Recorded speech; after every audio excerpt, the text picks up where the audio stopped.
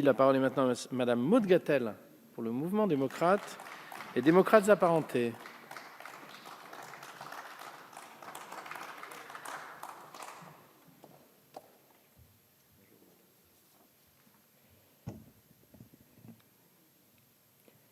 Monsieur le Président, Monsieur le Ministre, Madame la rapporteure, chers collègues, la proposition de loi que nous examinons aujourd'hui instaure le principe d'un État employeur en dernier ressort.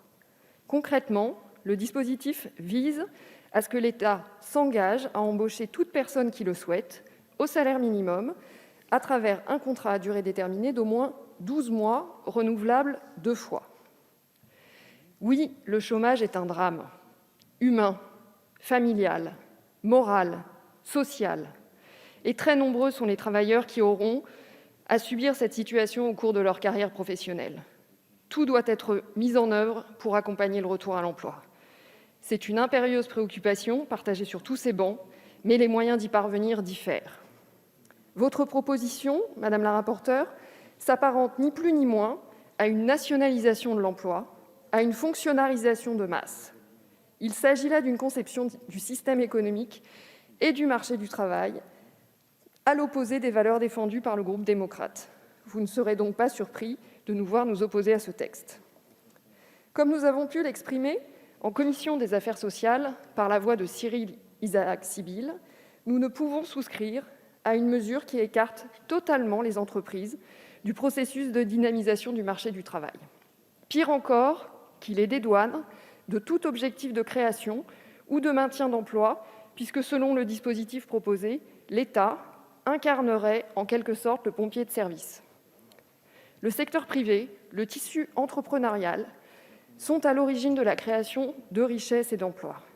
Ils ne doivent pas en être écartés ou exonérés sous prétexte que l'État pourrait prendre le relais. Bien sûr, l'emploi public ne doit pas être négligé pour le bon fonctionnement d'une société et des services qu'elle offre à sa population. La mesure que vous proposez peut paraître séduisante sur le papier, mais elle n'est pas viable sur le marché de l'emploi actuel et serait délétère pour les finances publiques. D'où une évaluation d'ailleurs en matière budgétaire éminemment hasardeuse. Pire, elle n'est pas efficace. Or, en l'espèce, l'efficacité des dispositifs doit être un prérequis. Des expériences comme celles proposées ici ont déjà été menées par le passé avec des résultats désastreux. Qui plus est, le texte présente des manques de précision patents. Il n'est pas fait mention d'une quelconque offre de formation pour les personnes qui seraient concernées. En outre, il n'est pas précisé ce qu'il adviendrait des personnes qui bénéficieraient de ce CDD de 12 mois renouvelable 2 fois. Sans dispositif d'insertion et de formation, votre proposition ne serait finalement qu'une rustine qui ne permettrait aucunement de circonscrire le chômage de masse.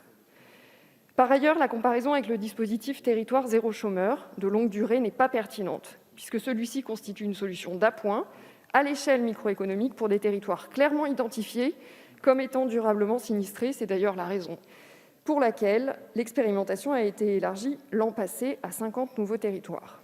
Il n'est pas envisageable de généraliser un tel principe sur le plan macroéconomique et national, puisque les effets de bord en termes de compétitivité seraient désastreux. Face à la situation actuelle, nous préférons déployer divers mécanismes d'aide aux salariés et de soutien aux entreprises afin de les inciter à conserver l'emploi et à en créer de nouveaux.